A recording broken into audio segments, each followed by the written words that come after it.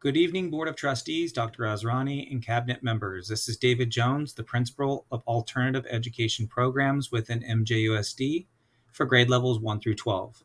This includes both campuses at South Lyndhurst High School and Abraham Lincoln Independent Studies. South Lyndhurst High School, both North and South campuses, are alternative high school options for students in their junior and senior year who are at least 16 years of age. Students who typically attend these campuses are at risk of not graduating high school, are credit deficient students, or are students who need a smaller environment to access their education. Abraham Lincoln Independent Studies is a primarily virtual educational option for students in grades 1 through 12.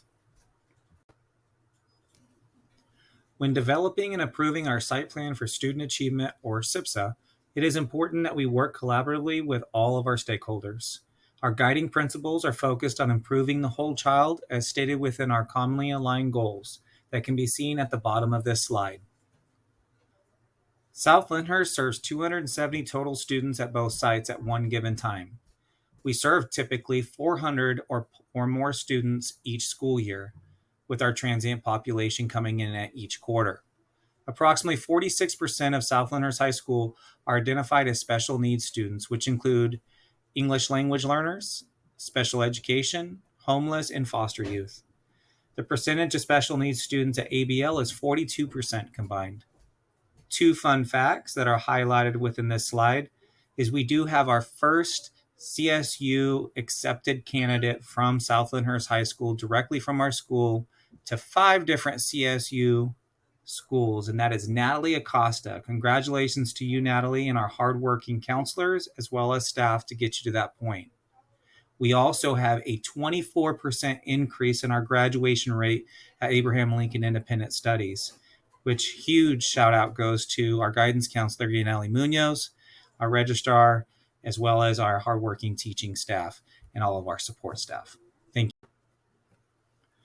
Based on the results of the Academic Summit of Assessments, South Lyndhurst works to improve student academic proficiency in both ELA and math. This is not surprising given the fact that our students are at risk of not graduating and they have holes within their education. STAR assessment data is more accurate to our school site because it evaluates all grade levels, and we are able to determine growth throughout the school year by reassessing the students each semester. This year, our growth goal is to improve 5% within the deficient standard of informational text for ELA. Within math, our goal is to improve student graphing skills by at least 5%. Student survey data also indicated an important part to our program. Students share that they lack self-confidence as well as connection to school. This has become a major focus for us this school year. Within independent studies, we have much higher levels of success on our STAR, ELA, and math results compared to that of the CASP assessment. This is because the assessment is more relatable to them because they get immediate feedback, and we can see growth throughout the school year. Teachers within ABL will utilize their daily meets in the morning to improve deficient skills within students. The most accurate assessment of student understanding can be seen through the rigorous coursework results on their Admentum classes.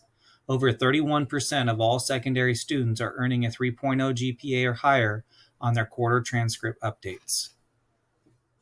Let's now shift gears and focus on our annual budget allocations to run our school site, pay for additional support staff, and see goals through with fidelity.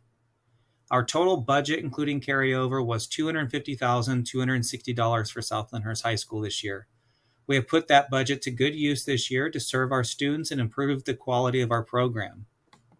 The next 6 slides will cover our goals.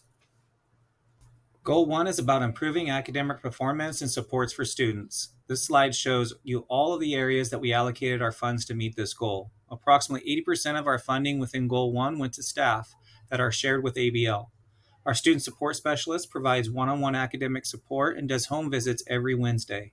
The other position that is shared with ABL is our registrar, who supports staff with technology updates as well as school websites and transcript cleanup.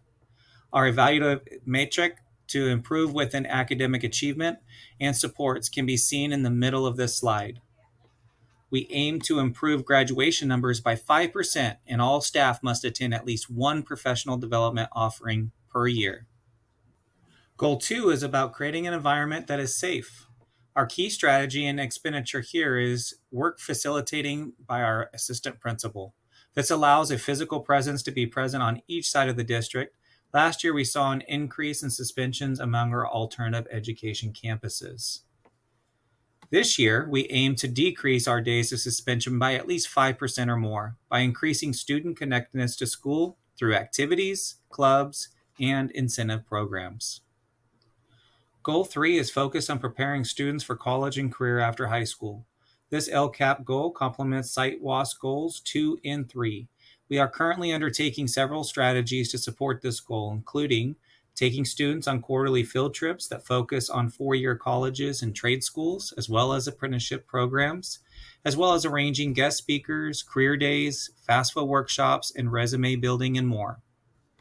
Our newest implementation is our virtual reality software for careers, which allows students to experience career exploration through real-life simulations led by our college and career counselor. We would like to expand this even more next year. Goal 4 supports the growth of our specialized populations such as EL, foster youth, and low socioeconomic disadvantaged. Our district-funded EL facilitator and ORCs provide push-in support within the designated ELD class periods, which has proven to be very helpful for our LTELs. Our goal is to reclassify at least 20% of our LTELs and increase our number of graduates by at least 5%. Increased monthly attendance is also important to us, and we would like to achieve at least 97.5% or higher each month. Goal 5 is aimed at improving home-to-school partnerships. We communicate in a variety of ways through monthly newsletters, parent handbooks, and orientation meetings at the time of enrollment. Parent involvement meetings all year long. Surveys to seek feedback from parents are sent out once per semester to gauge the job that we're doing and seek important feedback. Our goal is to improve parent involvement by at least 10% this year and increase our approval rating. Goal 6 focuses on inclusion opportunities for students on IEPs. We are aiming to improve our graduation rate for students on IEPs by at least 5% this year and meet all compliance deadlines and requirements on time. ABL Independent Studies site allocation for the 23-24 school year was $178,236. Approximately $70,000 came from state targeted funding, while $108,000 was from federal Title I funding. We have put that budget to good use this year to serve our students and improve the quality of our program. ABL's goal number 1 is to support academic performance. Highlights are professional development, visits to re-engage the unengaged, academic recognition and field trips to connect learning to real life and purchase technologies such as Chromebooks and iPads. The hybrid registrar position, as well as the student support specialist, are spread across all 3 alternative sites as cited earlier in this presentation, and they complete a variety of tasks to support this goal. We aim to improve our credit earning and attendance by at least 3% this year. Goal 2 focuses on supporting students with SEL needs. This goal has our second highest allocation of funds this year. The largest expense within this area is our irreplaceable guidance counselor, Ms. Yaneli Munoz. She is the only source of social emotional support for our students at ABL. Her impact was felt with a 16% increase in our graduation rate this year. Goal 3 is our third highest allocation of funding. This funding has gone towards the purchase of virtual reality goggles, career simulation software subscriptions, and technology to allow our guidance counselor to virtual explore and provide lessons within students on site. Within independent studies, we are always trying to duplicate the on-site experiences in a virtual or distant format. This year, we were able to take secondary level students to College Day at Yuba College, Career Day at North and South campuses, and Universal Technical Institute. In the spring, we will focus on vocational options and trade schools. Goal 4 focuses on support for our specialized populations such as EL learners, foster youth, and low socioeconomic disadvantaged youth, which is highlighted here on this slide. We have provided online assistance to support our EL learners one-on-one or in small groups within breakout sessions utilizing our EL facilitator that is district funded. Goal 5 is about improving school partnerships between school and home. ABL was allotted approximately $2,000. We used those funds for community meetings and parent communication handbooks at the time of enrollment. Online survey data, as well as virtual meetings, still serve as the primary form of communication and parent involvement within our program. Goal 6 provides a focus to supporting our students who have an IEP. This year, we have allocated funding to purchase support materials and accessories to help students with focus and anxiety. Our goal is to increase our special education numbers by 5% this year and achieve 80% or higher approval rating from our IEP parents. That concludes our goals and funding allocations for this year for each of our alternative education sites. On behalf of Alternative Education Family, thank you for allowing us to share our school's budgetary plans and goals with you this evening. Have a great evening.